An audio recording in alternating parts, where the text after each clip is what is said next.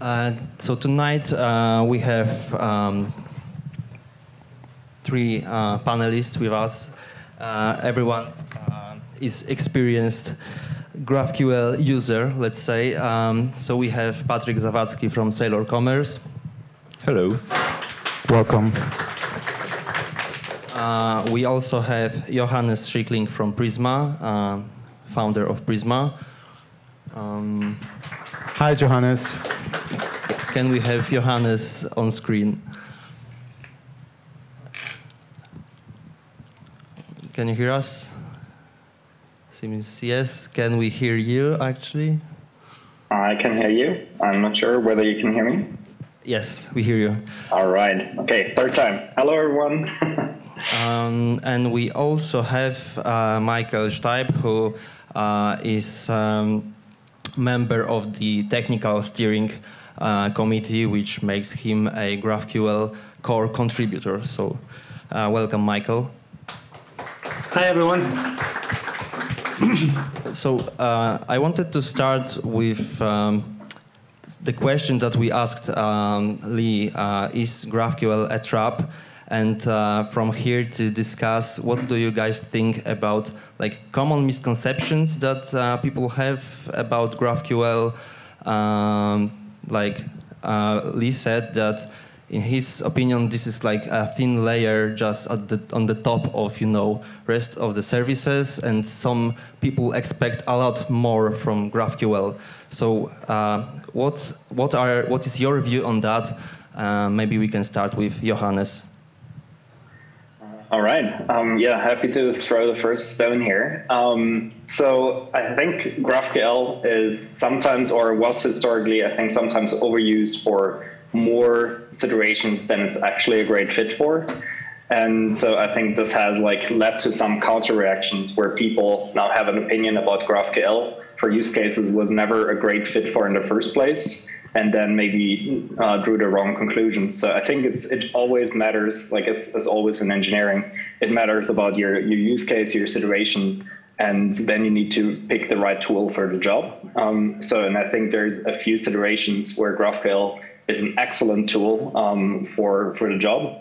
And so I think that's sort of the most important foundation. And then on top, I think there's just GraphQL was a solution for more situations in the past, where right now we maybe see some better solutions, or some architectural shifts, if you see it in a situation like in a Next.js app, Remix app, etc. Now we have new data mechanisms, and so this is where GraphQL might be more work than what you would have used before. And so this is where might have gotten a bit of a bad rap.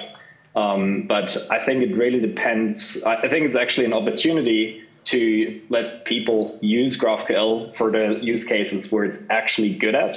And I think this is where people will have a really great opportunity, a really great time with it. So that's sort of my first take on it. And I'm curious what others think. Yeah, I think that's quite a heated way to start, but we just skipped the introductions, and I think we should just go a quick round of intros. Maybe we can start with you, and then we can move so all of the guests are properly introduced. All right. So again, I'm Patryk. My name is Patryk Zawadzki. I am the CTO and co-founder of Saleor Commerce, and I'm here because I work with Marcin, obviously, but also because Saleor Commerce has a vast GraphQL-based API, and we're also a member of the GraphQL Foundation. So we experience a lot of the problems that the tooling tries to solve, and it's probably true that for each person here in this room and every other member of the panel who are connecting remotely, we're facing different problems. But I think it's quite a feat that the specification is good enough that it helps all of us. And it's interesting to me also to see what problems we may not be seeing, because we're commerce-faced. So the problems we see are kind of specific. It's a very narrow niche that we're working in. But a lot of those solutions could be repurposed. And a lot of solutions that were originally created for different problems are quite inspiring, and we can sometimes reuse them or even figure out that we're actually facing a problem that we didn't realize before. So one example being data loaders that are quite obvious now and everyone uses them, but they were introduced and they were considered a novelty back then. So thank you for having me. Yeah, you're welcome. Okay, so let's go to Michael. Yeah, hi guys. I'm Michael Stipe, as already introduced. I'm a GraphQL TSC, but I'm also the co-founder of Schickling. And essentially we built a lot of GraphQL tooling, but we also built the .NET implementation called Hot Chocolate. And this is one of the, I would say, most modern GraphQL servers that is out there. It already has most of the features that will come along in the next 3 or 4 spec versions. Excellent. Anything to add to what we are discussing? Oh, yes. So is GraphQL a trap? I think it's a bit about expectation. So if you think about how Lee introduced GraphQL as a thin layer over their application layer, and that's actually where GraphQL is great. It gives us a much richer way to expose our application layers. Like if you think about the REST way, we always had to compromise, like use a lot of DTOs, package them. So we had a lot of different patterns there. So often when you see is GraphQL, where people say GraphQL is a trap, it's when people just move from REST to GraphQL and reuse the patterns that they use in REST. Like they maybe use a lot of CRUD, and this is not maybe the best thing in GraphQL. Or there's an expectation from the database first kind of people, where they essentially take the database and do the OData thing, just see GraphQL as kind of a better way to serialize SQL. And I think if you do that, bind your models just to a database, you run in a lot of problems around the way. It was not designed for that. Like, for instance, OData was designed for querying essentially databases or serializing SQL over the wire. But GraphQL was actually designed with a completely different mindset. So the mindset of, we have a rich application layer, and we just want to make it accessible by users over the wire. That was the main intention by Facebook. Okay, thank you. Johannes, so you already expressed your view on that, but maybe you want to add a little bit more of a context of your experience with GraphQL. We know that you are a founder of Prisma, but I'm sure there is much more. Yeah, so I have quite a rich background with GraphQL. So I was one of the lucky earliest users, I think, just when the spec was released, and there was just like a very bleeding edge reference implementations, and so you had to just dig around for like code usage examples. So I've been giving it a try since then, and then really jumped on the bandwagon and saw all the problems that it addressed and got really excited about it. Got so excited about it that I started a company around that back then. It was called GraphQL, because I thought GraphQL was cool. Anyway, I guess get the pun. And so later that turned into Prisma, but we've spent quite a couple of years really like very deep in the GraphQL ecosystem. We also started the GraphQL Europe conference, where I think maybe I might have met a bunch of you already. Was a really great time. And so, yeah, I've kind of saw like kind of multiple generations of like GraphQL technologies and approaches, like some approaches that were tried out and then didn't really quite succeed. And I think now GraphQL has found more its footing, and I think also has found more like some core use cases where it really shines. For example, I'm personally very excited that companies like GitHub have embraced GraphQL, where if you want to actually build something on top of GitHub, it's so much nicer than using the REST API, even though the REST API is actually pretty well documented. So I'm very excited for that. I hope that I'm pretty optimistic that if we see continuous investment in the GraphQL ecosystem, in particular also around the tooling, that GraphQL will be even easier to adopt. And some of the haters around GraphQL as a trap might also have a bit of a softer stance. But I fully understand also the point that GraphQL was overused for some use cases where it's not the best fit. So yeah, that's my current take, but happy to see where the conversation goes.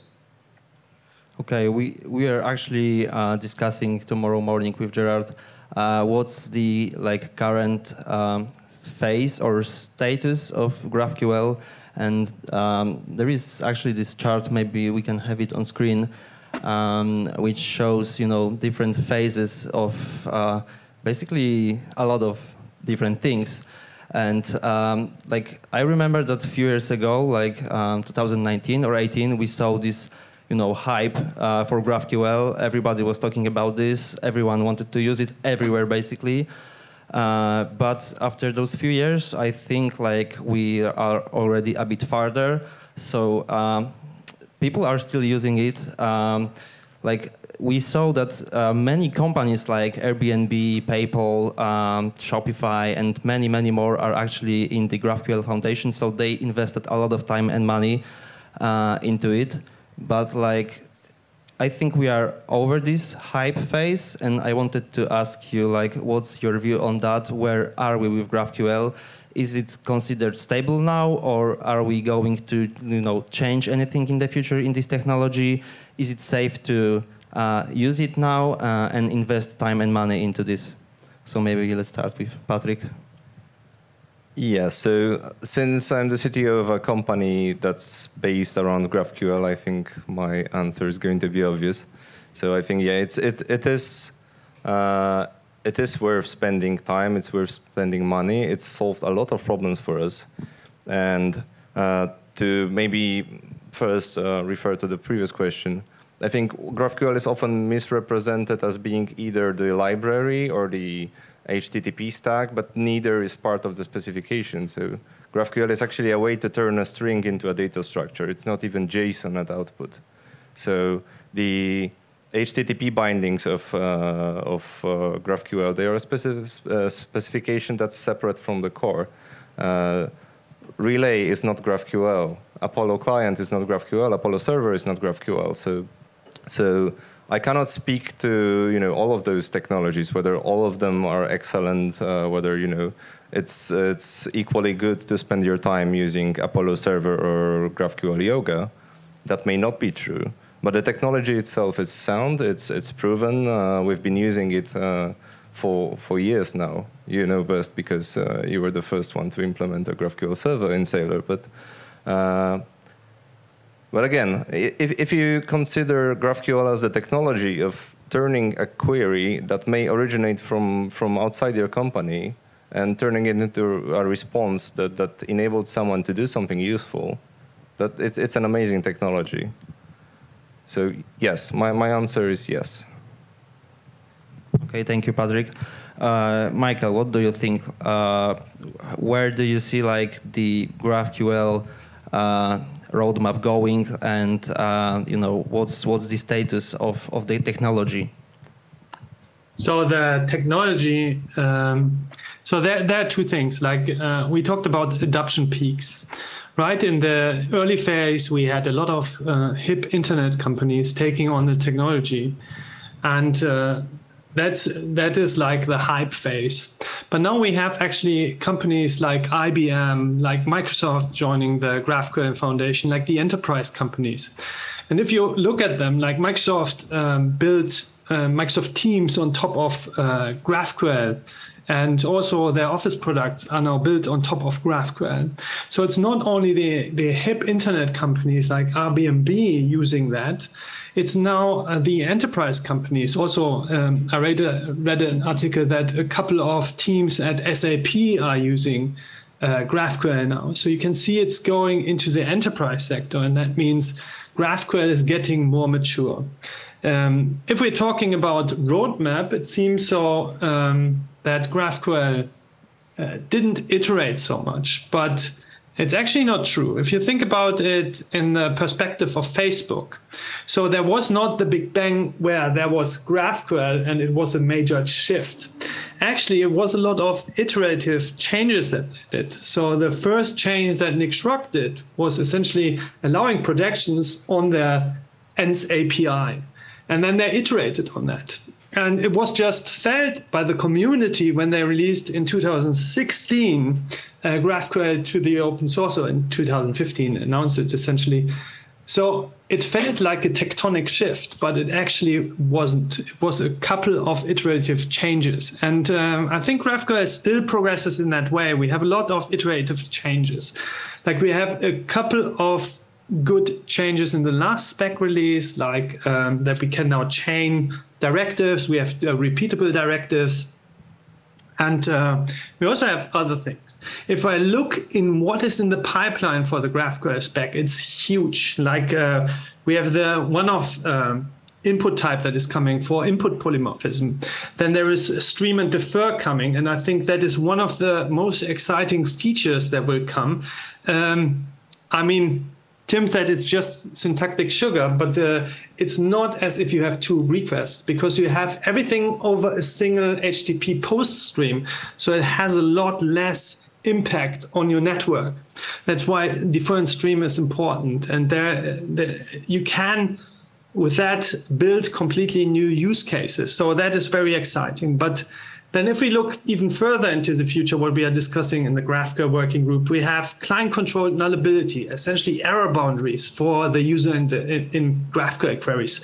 There's things like fragment modularity that we are talking about, object identification, essentially formalizing what Relay does with the node type into the GraphQL spec, but without forcing people to implement an interface. So there's a lot of things coming. I think GraphQL is developing rapidly, but it's a lot of iterative changes that are coming over the next couple of versions. Sounds very good. Personally, I'm waiting for this feature where you can deprecate input types. That would be really great. I would love that. For now, we are just adding comments in input types. But that's essentially possible, right? I mean, that is merged. So putting a deprecation on an input field is essentially merged. Yeah. So it's accepted if you use a lot of GraphQL servers already have implemented. So that actually brings me to one of the questions.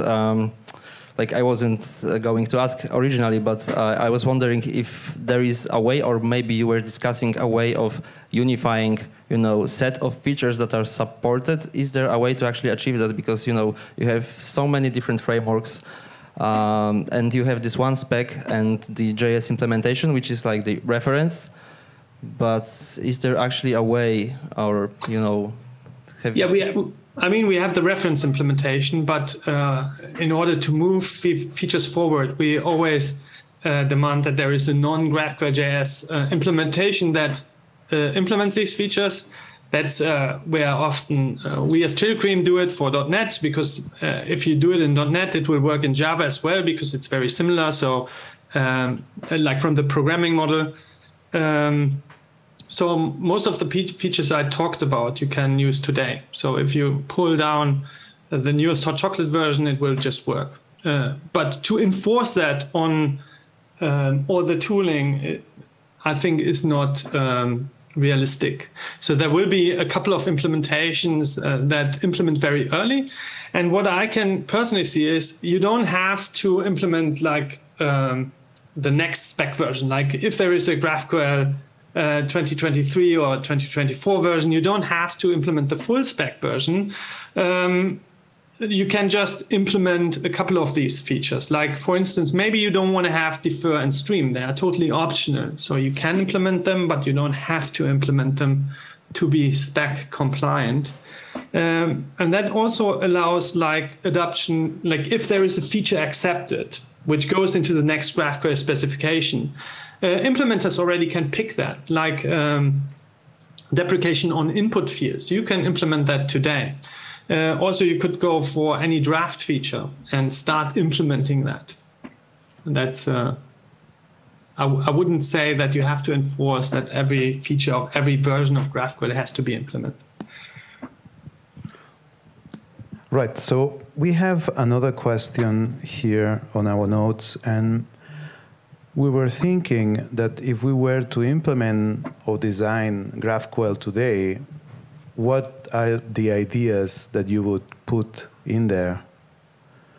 Knowing what has happened and that some features were missing, some features were approached in a certain way, and then because we have also the memory of this past few years, do you think that there's something different that would be done today on that task of designing GraphQL? I mean, that's always the tempting thing. Let's start on a green field, and I think it would totally drive against the wall and crash and burn. Because if you look why GraphQL is successful, it's because Facebook had a use case. They had a problem to solve, and they did a couple of small iterative changes to their API to solve this problem. Like data loader, for instance, is not developed for GraphQL. It was the way Facebook already used this tooling. I don't remember the name anymore, but they didn't call it data loader in the beginning, but they used it already in their REST API. And they essentially did a lot of iterative changes to arrive at the point where they had GraphQL. So a lot of small iterative changes brings a major shift to technology.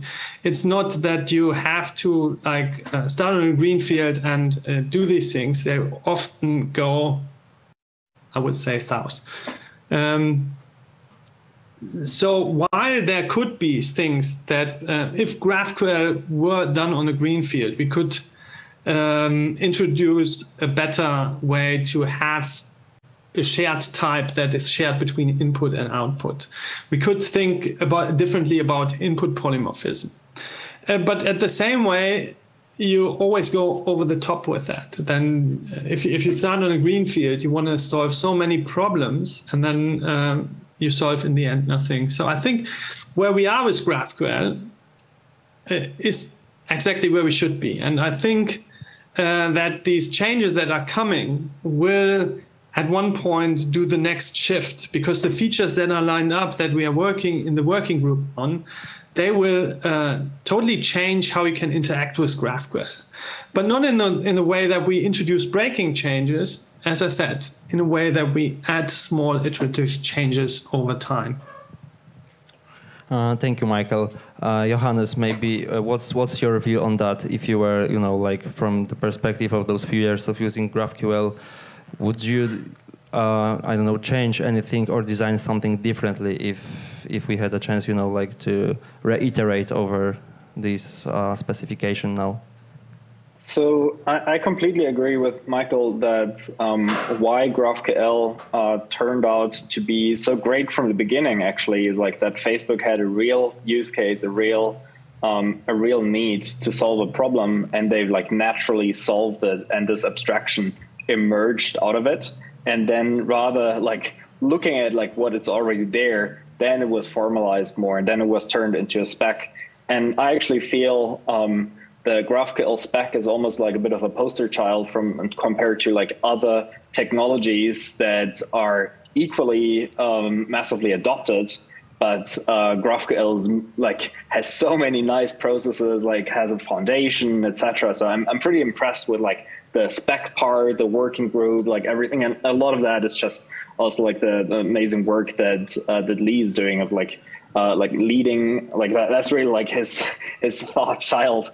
But if anything, if I would wish not for someone to do something differently, but if I would wish that something would have gone a bit differently, is that I think in GraphQL right now, and really the same 5 years ago, but sadly still right now, the weakest link in all of it And you have to look at this from like a per language ecosystem perspective. But me looking at it from like a JavaScript TypeScript ecosystem perspective is the integrated tooling experience.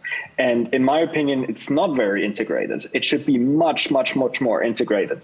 If you think of like a couple of other technologies that were really, really successful over the last couple of years, I'm thinking of like TypeScript in combination with VS Code, etc. Why that's such a great experience is because it's so tightly integrated. Like, for better or for worse, one company puts a lot of resources behind it and makes sure everything is like if there's a new VS Code release, it comes with a new TypeScript version, and it just works. Like, you open a project and it works. And with GraphQL tooling, the state today is like every company says like, hey, and like Prisma in the past included, says like, hey, we're gonna build a new tool. And then there's another company which says build a new tool, they overlap. And even if they don't overlap, they don't just seamlessly integrate. There's like tons of VS Code plugins you need to install, like tons of like little CLIs that you need to wire up. And it's not nicely integrated. And I think this is this is where GraphQL, the spec, and like the idea is really just half the battle that Facebook like shared with the world. But I think if you use GraphQL within Facebook back then, I'm not sure what it is right now, it's really like where it unlocks the full power is because it's so nicely integrated. So integrated with relays, integrated with the remainder of the data layer. So it's really like one aspect of a larger story. And we are right now just looking at GraphQL as like one sliver of the story, but we're missing the integrated rest. And very few companies, I think, ever get to a point where you have such a nice integrated story. And this is, to bring it back to the initial question, this is what I would wish where we would be at a different point right now, where everything is much more seamless and much more integrated. That's my current take. And I think actually the biggest weak spot of GraphQL right now. Thank you. Very interesting point. Patryk, do you have anything to add here? Like, what do you think about this, or is there anything you would add or you miss right now in GraphQL? Yes, so for me it's also about the developer experience. I greatly miss a way to, for example, expose some metadata about the API. So I would love to have an introspectable meta type that could tell me additional information and some custom fields about fields resolvers to maybe, because we have enough introspection to generate language bindings for GraphQL. We can generate bindings for dynamic languages, static languages. This is all amazing. But we don't have enough tooling to say, color a query to show you which fields are the most costly, or to tell you that the field you're using requires a special permission, maybe. So I would love to be able to extend the information I give about the field with data that we currently have to put in the description, which means they cannot be parsed automatically by computers. They cannot be used by the tooling. We cannot use them to visualize data about our queries in VS Code, for example, like Johannes mentioned. So number one for me would be getting metadata, and number two would be getting feature flags, because if you're writing a client, you would really like to know which parts are implemented, which I understand were not a problem that Facebook was trying to solve initially, because they controlled both the client and the server. So just to interject here, so feature flags is being discussed. So that's an issue we are working on in the working group. It's if you look at the pull request, it's the add experimental directive. But that was the initial proposal. It's going more into the feature flag area. And actually introspection, like extending introspection, you could do today if you wanted to. It's just some client tooling has a problem if you do that. But technically, from the spec perspective, you can extend these types. And there is, like, we are doing work to formalize that. There's a solution that GraphQL Java and Hot Chocolate, for instance, implement, which allows you to introspect already directives, type system directives. But at the moment, it's a couple of proposals. So there is work being done on that. If I may answer, I am aware of the work happening around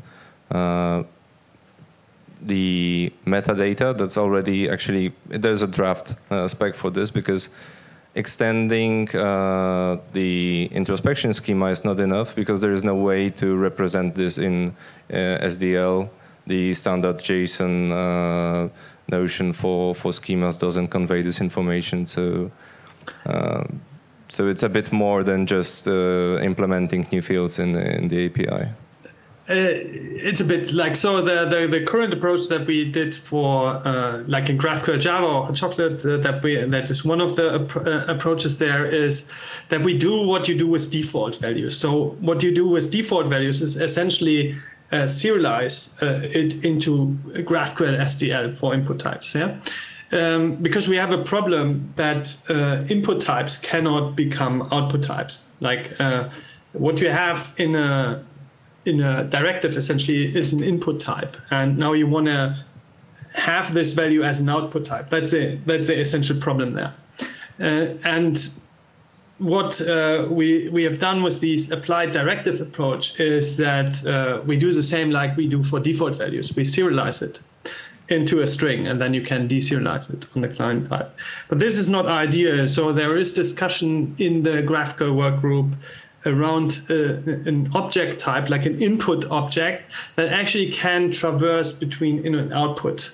But that is early. That's an early discussion. So there are a couple of things, and that is in GraphQL we don't want to break future users, so or past users. Like if you introduce a new server, it shouldn't break your current clients.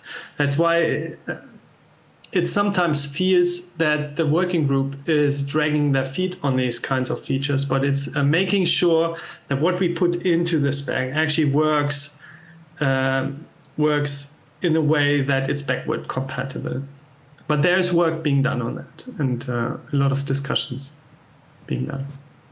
Yeah, I think it's a good state when we are discussing features that are not really being to be supported, but these are more around tooling. I guess that's a good indication that GraphQL is solid, it's a reliable technology, it's a solid foundation, and yeah, we can change how we use the tooling. And of course, not everyone is Microsoft that can work on both the tooling and also the technology, which is a big advantage.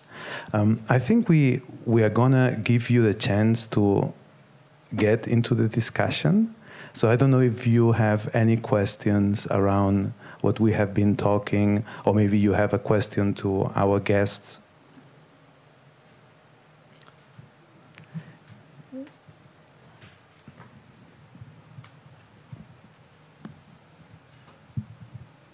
Hello, I don't know if this is the right question to this panel, but what's your plan to increase the adoption of GraphQL, for example, in schools and universities?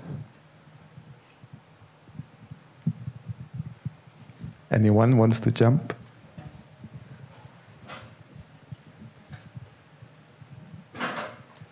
No. So, yeah, I mean, I can jump in if nobody wants to. Yeah, so, go ahead. I wouldn't just look at universities and schools as a particular use case. If I look over the complete industry, I mean, GraphQL is everywhere. Why don't you see that? Because actually, most GraphQL APIs are private. Like, look at Twitter, for instance. If you look at the requests, if you look at the responses, you can see, oh, that's a GraphQL-like response, but they're using something called persisted queries, advanced persisted queries. So essentially, you are sending in a hash, and on the server is already the GraphQL query pre-compiled, and then you get already the response for that. So most GraphQL APIs are private. Like even in the case of GitHub, we have a public GraphQL API, but that's much smaller than their internal GraphQL API. Why is that? Because GraphQL also has a lot of attack vector if you have it like a public API without the need to being it public. And most companies don't need a public API in the sense of that everybody could use your API to do anything with your API. So most use cases are you have a mobile application and this mobile application should use your backend.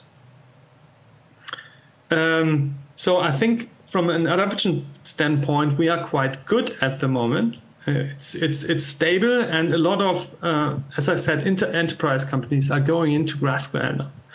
As for schools, what we do, like here in the universities in Zurich, we went there and explained to the first years on the university what GraphQL is. So there is traction, but it's up to the community to do that. So if there are GraphQL public speakers, they also can go to the unis and talk there to get the technology into the next generation.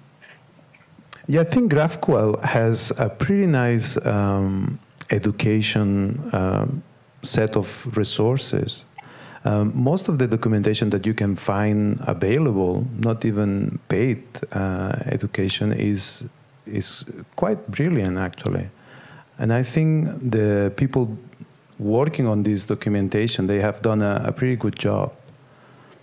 And there's readily available for, I mean, I don't know if schools are using this documentation, but any developer that wants to build using GraphQL, they have plenty of resources. They have live queries. You can change a query and see the results. I mean, most of the documentation are brilliant, I think, on that side. I don't know what you think. I think it's the same problem I mentioned previously. Like there's tons of very good tutorials, but they fail to tell you what bits the stack is composed of and which parts you're being taught as, you know, this is the actual GraphQL, and this is the choices that the author of the tutorial made for the sake of, you know, having a server, having a client, and so on.